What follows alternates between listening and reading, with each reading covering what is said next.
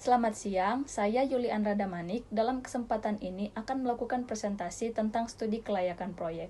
Suatu perusahaan yang akan melakukan studi kelayakan proyek terhadap bisnis ataupun proyek yang akan mereka jalankan harus meneliti beberapa aspek. Nah, pada kesempatan ini, yang saya bahas adalah dari segi aspek keuangannya.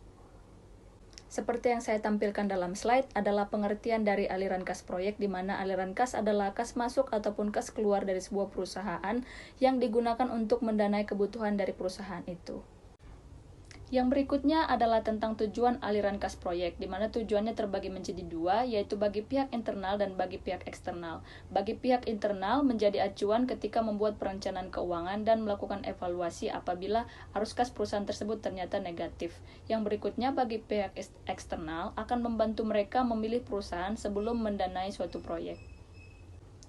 Nah, bagaimana menaksir aliran kas proyek? Dalam analisis keputusan investasi, beberapa langkah yang akan dilakukan. Yang pertama, menaksir aliran kas dari investasi tersebut. Yang kedua, menghitung biaya modal rata-rata tertimbang. Yang ketiga, mengevaluasi investasi. Dan yang keempat, mengambil keputusan apakah investasi tersebut diterima ataupun tidak. Langkah pertama yang dilakukan dalam melakukan analisis keputusan investasi tadi adalah menaksir aliran kas dari investasi tersebut. Nah, ternyata dalam menaksir aliran kas juga ada beberapa hal yang harus dipertimbangkan. Di antaranya, yang pertama, aliran kas versus keuangan akuntansi. Dalam hal ini yang menjadi fokus dalam manajemen keuangan dan analisis investasi adalah kas, bukan keuntungan akuntansi. Karena keuntungan akuntansi tidak selamanya menjadi aliran kas masuk bagi sebuah perusahaan. Sebagai contoh, perusahaan melakukan penjualan, tetapi penjualan itu dilakukan secara kredit pelunasannya. Nah, otomatis kan penjualan sudah dilakukan, tetapi aliran kas masuk bagi perusahaan belum ada karena pelunasannya dilakukan secara kredit. Yang kedua itu adalah incremental cash flow atau yang biasa disebut dengan aliran kas yang relevan. Sunk cost, biaya kesempatan atau opportunity cost, dan kanibalisasi pasar. Yang pertama itu sunk cost. Sunk cost itu adalah biaya yang sudah terlanjur dikeluarkan perusahaan dan tidak mungkin lagi kembali kepada perusahaan itu walaupun perusahaannya menghasilkan laba ataupun mengalami kerugian. Contoh sederhananya seperti perusahaan di bidang pemasaran. Nah, mereka akan melakukan advertisement baik itu di Facebook ataupun misalkan Instagram, setiap bulan biaya itu sudah ditargetkan oleh perusahaan tanpa memperhatikan jumlah penjualannya. Padahal kalau perusahaan tersebut melakukan analisis penjualan dulu, baru menganalisis biaya yang harus dikeluarkan untuk iklan, biaya iklannya itu kan bisa diminimalisir, tapi perusahaan tersebut tidak melakukannya. Dia langsung menargetkan setiap bulan sekian untuk biaya iklan. Nah, itu dikategorikan sebagai sunk cost. Yang berikutnya adalah biaya kesempatan atau opportunity cost. Itu contohnya seperti ini.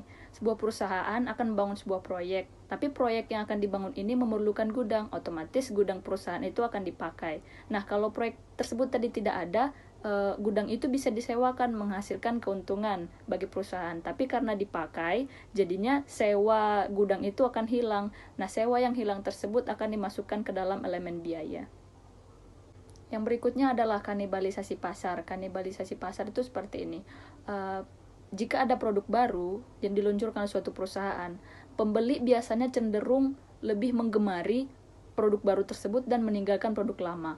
Nah, dampak yang terjadi bagi produk lama adalah penjualan dari produk itu sudah tidak setinggi seperti di awal lagi, karena sudah ada produk baru tadi yang lebih digemari masyarakat daripada produk lama.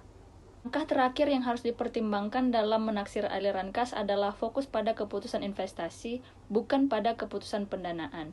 Karena keputusan pendanaan masuk ke dalam perhitungan tingkat discount rate yang dipakai dalam perhitungan weighted average cost of capital. Jika biaya bunga dimasukkan lagi ke dalam perhitungan aliran kas, maka akan terjadi double counting karena perhitungan bunga itu akan dikurangkan dengan aliran kas masuk. Sementara kas masuk juga akan didiskontokan dengan weighted average cost of capital tadi yang memasukkan keputusan pendanaan. Dengan kata lain, efek keputusan pendanaan hanya akan terlihat di tingkat diskonto atau discount rate, bukan pada perhitungan aliran kasnya. Nah, demikianlah penjelasan dari presentasi saya. Apabila ada kesalahan dalam penyampaian materi, saya mohon maaf. Terima kasih.